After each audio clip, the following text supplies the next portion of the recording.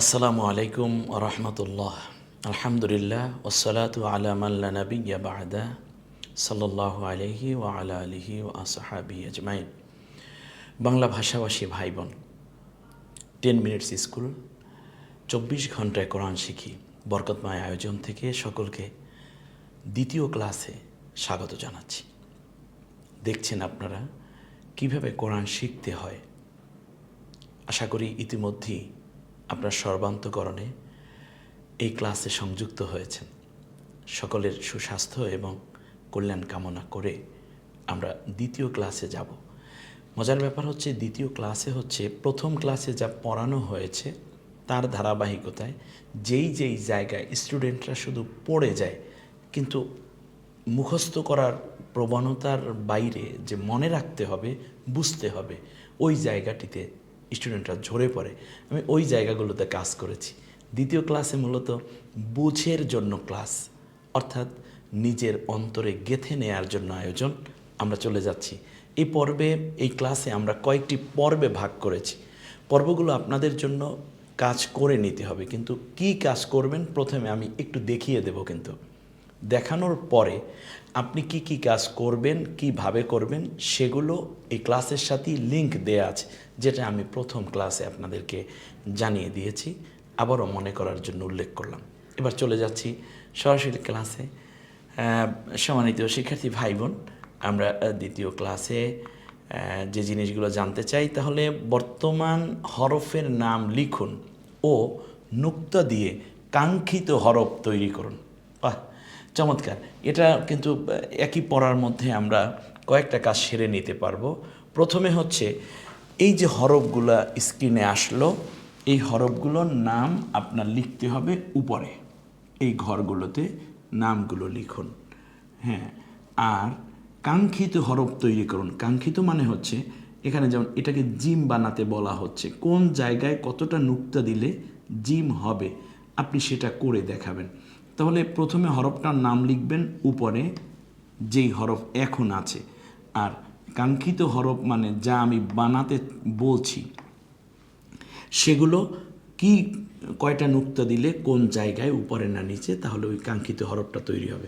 বিষয়টা বোঝার জন্য আমরা একটু প্র্যাকটিক্যাল দেখে নিই, তাহলে সুবিধা হবে আপনাদের জন্য। প্রথম হরফটার নাম হ্যাঁ। হ্যাঁ, একটু গলায় চাপ দিয়ে বলি হ্যাঁ। পরেরটার নামও হ্যাঁ। পরেরটার নাম কি হবে? দাল। পরেরটার নাম আপনারা জানেন র। এর পরেরটা হলো সিন, স, ত, আইন। এটার নাম ফা। এই হরফটার নাম কি? ফা। এই হরফটার নাম হলো তা। এখন কাঙ্ক্ষিত হরফটা কি হবে? কাঙ্ক্ষিত হরফ হলো আপনাকে বানাতে বলছে জিম। জিম বানাতে হলে কি করতে হবে? এই যে একটা নুক্তা দিতে হবে, উপরে একটা নুক্তা দিলে খ হবে। এই দাল ছিল, এটাকে জাল বানাতে বলা হচ্ছে।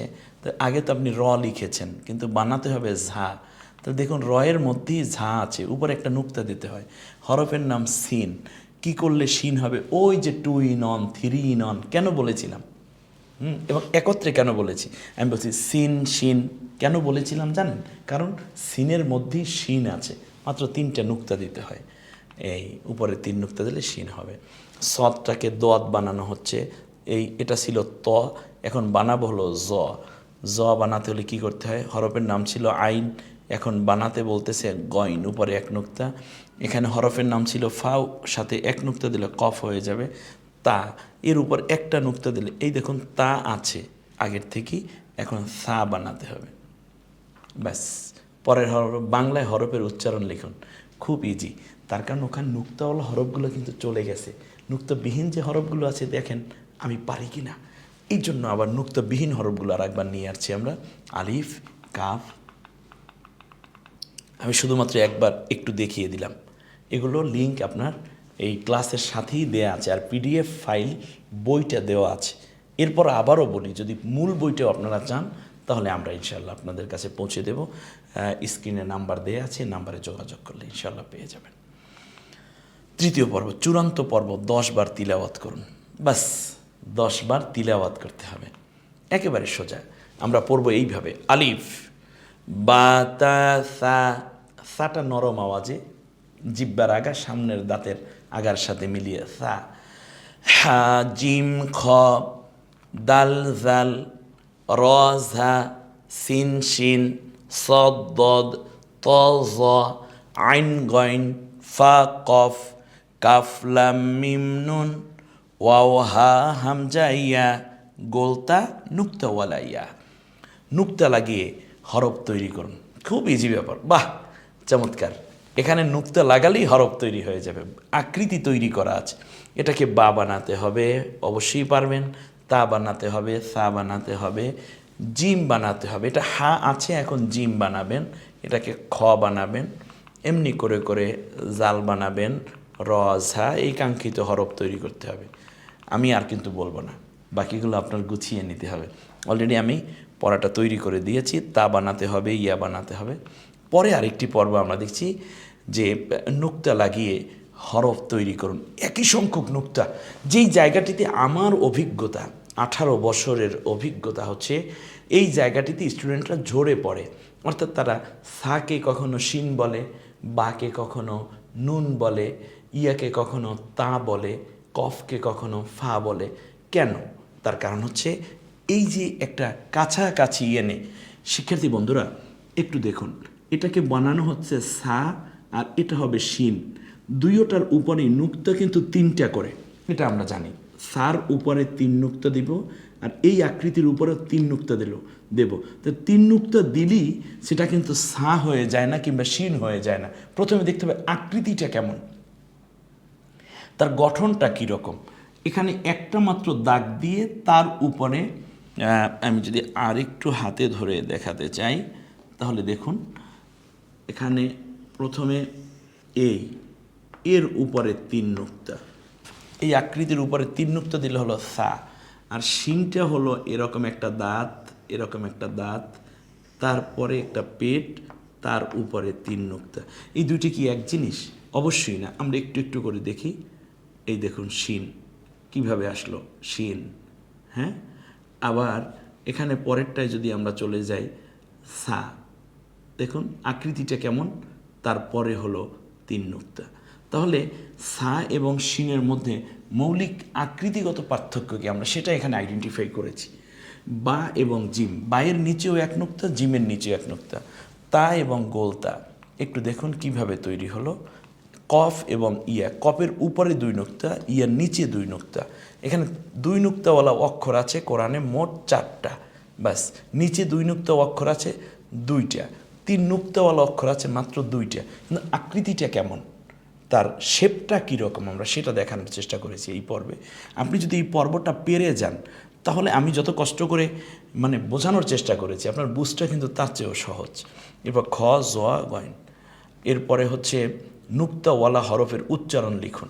এখানে আপনার উচ্চারণগুলো লিখতে হবে। আমি আর কিছুই বলবো না, সোজা চলে যাব পরবর্তী পড়ায়।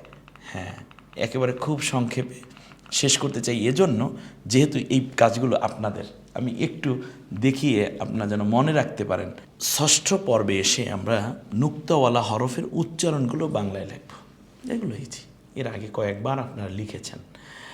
আর লেখা তো আর কোরআনের লেখা লাগবে না, আপনি শুধুমাত্র হরফটা দেখে চিনেন কিনা, এটাই হচ্ছে মূল বিষয়। এর উপরে আমরা আরও প্র্যাকটিস করব। তবে আজকের ক্লাসে এটাই শেষ পড়া। একেবারে সংক্ষেপে, প্রথমটা বা, তারপর জিম, তা কফিয়া, কারণ উপরে 2 নুক্তা তা, উপরে 2 নুক্তা তা। এটা হলো গোলতা, এটা হলো লম্বা তা, উপরে 2 নুক্তা কফ। দেখুন এটা হলো তা, এটা হলো তা, এটা হলো কফ। তো উপরে, এটার উপরেও 2 নুক্তা, কফের উপর 2 নুক্তা, তায়ের উপর 2 নুক্তা, তায়ের উপর 2 নুক্তা। কিন্তু 3টার শেপ তো 3 রকম। আমি যদি একেবারে খুব কাছে এনে আপনাদেরকে দেখাই, তাহলে দেখা যাবে যে এ হলো একটা আকৃতি, এ হলো একটা আকৃতি, এ হলো একটা আকৃতি। 3টার উপরে, 3 হরফের উপরে 2টা করে নুক্তা, কিন্তু আকৃতি কি একরকম? এখানে স্টুডেন্টরা কনফিউজড হয়। আমি একেবারে চোখের সামনে হাতে দেখিয়ে আপনাদেরকে ধরিয়ে দেওয়ার চেষ্টা করছি, আশা করি বুঝবেন। এটার উপরে 2 নুক্তা দিলে তা, এই আকৃতিতে 2 নুক্তা দিলে কফ, এই আকৃতিতে 2 নুক্তা দিলে তা। তাহলে বোঝা যাচ্ছে আকৃতিগত একটি পার্থক্যের কারণেও হরফ ভিন্ন নামের হতে পারে। তো আকৃতির মানে গঠনের কারণে, শেপের কারণে হরফের নুক্তা সমান সংখ্যক হলেও নাম ভিন্ন হবে। তো আমরা একটু দেখে নেই, এই নামগুলো আপনারা আগেও দেখেছেন এবং এখনও দেখতে পাচ্ছেন, আর আপনার সাথে তো ক্লাসের সাথে লিঙ্ক দেওয়াই আছে। আজকে এ পর্যন্তই। আগামী ক্লাসে, তৃতীয় ক্লাসে ঠিক একই পড়া নিয়ে কিন্তু বিভিন্ন আঙ্গিকে, এক পড়া কিন্তু বিভিন্ন অ্যাঙ্গেল থেকে আপনাদেরকে আবার উপস্থাপন করব। আমাদের সাথেই থাকবেন। 10 মিনিটস স্কুল, 24 ঘন্টায় কোরআন শিখি অনুষ্ঠান আপনার জীবনের নতুন এক দিগন্তের উন্মোচন করবে। কাঙ্ক্ষিত স্বপ্ন কোরআন শিক্ষার জায়গায় আপনাকে উত্তীর্ণ হওয়ার পথ দেখাবে ইনশাআল্লাহ। থাকুন কোরআনের সাথে, চলুন নাজাতের পথে। আল্লাহ হাফিজ। আসসালামু আলাইকুম ওয়া রাহমাতুল্লাহ।